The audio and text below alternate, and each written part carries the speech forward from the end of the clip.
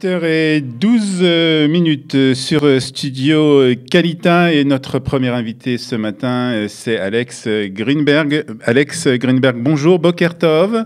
Bonjour. Merci d'être avec nous ce matin. Vous êtes islamologue et vous êtes spécialiste aussi de l'Iran et vous êtes aussi chroniqueur pour le site d'information en hébreu, le site MEDA. Oui, c'est ça, bonjour.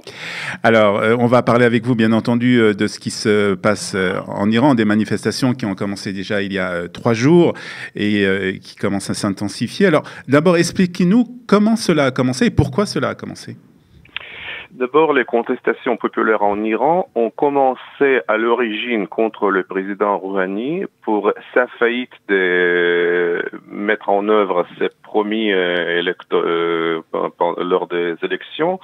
En fait, malgré l'accord nucléaire avec l'Ouest, la situation économique en Iran ne s'améliorait pas et c'est ça qui véhicule la contestation populaire. Mais alors, très vite, oui, les manifestations ont pris une couleur politique générale contre le régime.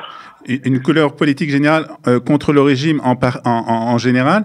Ce qu'il faut expliquer à nos auditeurs, c'est en fait que l'Iran était confronté à des sanctions économiques en raison de son programme nucléaire, bien entendu, qu'un accord a été signé avec les grandes puissances et que les sanctions économiques ont été levées et le peuple iranien espérait qu'à la suite donc de la levée de ces sanctions économiques, cela allait redonner un coup d'essor à l'économie iranienne et qu'ils allaient en profiter. Mais dans les faits, cela ne s'est pas produit. Alors pourquoi ça ne s'est pas produit? Est-ce que l'économie iranienne n'a pas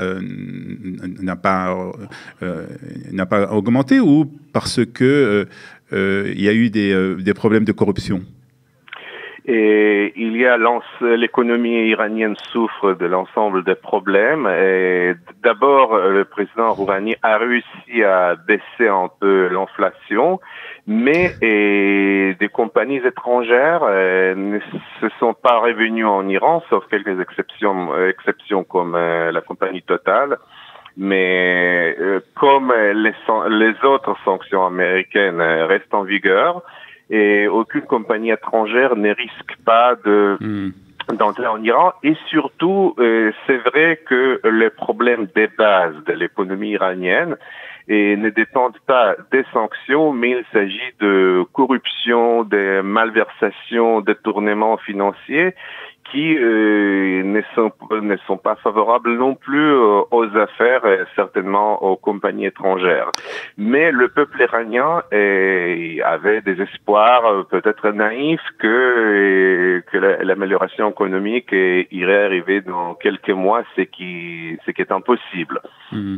Donc le peuple iranien, donc les manifestants sont descendus dans la rue depuis déjà 3 jours. Est-ce que vous pouvez nous donner un peu un portrait justement de ces manifestants, de qui il s'agit? Et voilà, pour la première fois, on peut dire que toutes les couches populaires participent à ces manifestations. Il ne s'agit pas seulement des étudiants à l'université de Téhéran. Ce qui était le cas en 2009, si je me trompe pas. Oui, pas uniquement, mais il était la partie dominante de participants. Aujourd'hui, il s'agit de presque toutes les couches populaires. Il s'agit aussi de Téhéran comme de villes provinciales où il y a des minorités ethniques comme des Kurdes à Kermanshah. Et en fait, il y a beaucoup de protestes, beaucoup de contestations, beaucoup de désenchantements, et tout ça, ces véhicules comme un grand proteste contre le régime, et surtout que pour le moment, je souligne pour le moment, et les manifestations n'ont pas de centre de coordination, il n'y a pas de leadership concret que le régime pourrait arrêter ou incarcérer. C'est-à-dire c'est un grand mouvement populaire, il n'y a pas derrière cela un parti politique ou une personnalité politique qui dirige tout ça en fait pour le moment. Oui, tout à fait. contrairement à ce qui s'est passé en 2009, où il y avait 3 leaders de l'opposition, Mir Hossein Mousavi et Mehdi Kouroubi, qui ont été vite isolés de la population. Et aujourd'hui, c'est pour ça que le régime ne sait pas en fait quoi faire. Mais d'autre côté, depuis quelques jours, depuis 2 jours, on a un blocage des réseaux sociaux. On ne sait pas vraiment qu'est-ce qui se passe, sauf qu'on sait qu'il y a eu quelques blessés, quelques morts pendant les manifestations, mais on ne sait pas. On ne sait pas exactement ce qui se passe. On ne sait pas. On sait que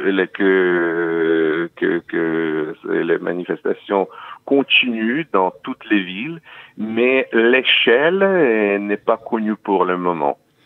Alors, est-ce que justement le gouvernement, le régime iranien peut avoir une réaction plus violente contre ces manifestants, même si aujourd'hui on ne sait pas exactement ce qui se passe? Est-ce qu'on peut s'attendre peut-être à des affrontements et peut-être aussi l'utilisation de l'armée contre les manifestants?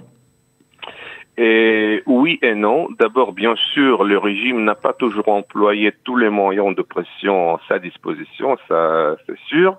Mais de l'autre côté, ce n'est pas un régime arabe ou syrien, donc le régime ne voudrait pas être contraint à avoir le ressort à la force brute et utiliser l'armée. Surtout, il ne s'agit pas de l'armée qui reste à côté, c'est surtout les unités de Basij, la mobilisation populaire qui répond aux gardiens des révolutions, mais les gardiens des révolutions, eux aussi, ils sont des patriotes iraniens. Ils ne veulent pas tirer en masse sur leur peuple.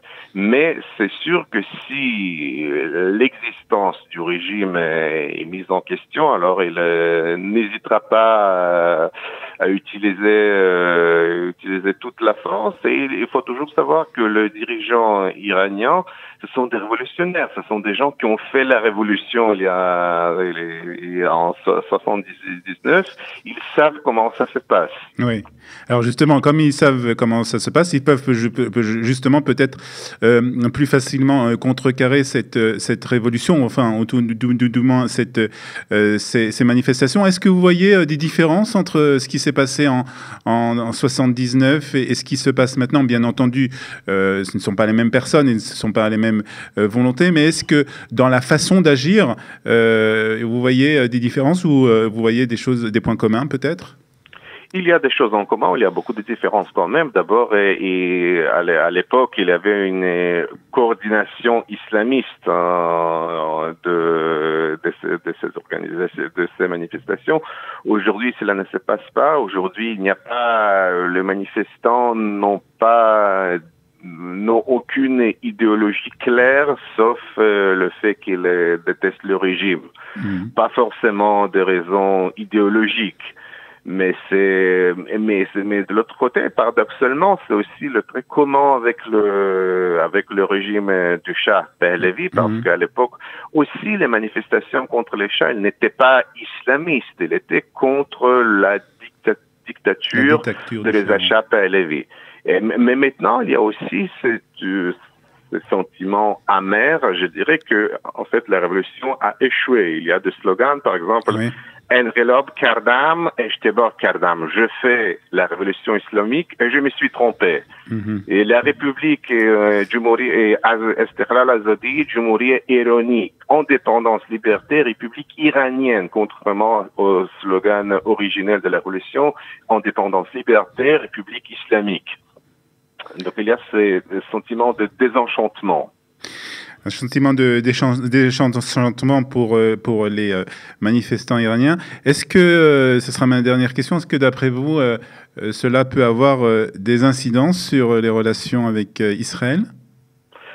Non, je suis presque sûr que pour le moment, non. Mais ce qui s'est dit clairement, c'est que le peuple iranien ne veut aucune aventure militaire qui fera entrer l'Iran dans un conflit ouvert avec Israël ou avec quelqu'un d'autre. Mais de l'autre côté, il faut savoir que c'est justement la virtuosité politique du régime iranien qu'il a réussi à créer en contrebalance contre l'Arabie saoudienne, contre Israël, au moyen des Hezbollah, c'est-à-dire l'Iran est capable de mener une guerre destructrice contre Israël, mais hors de ses frontières, à partir du Liban.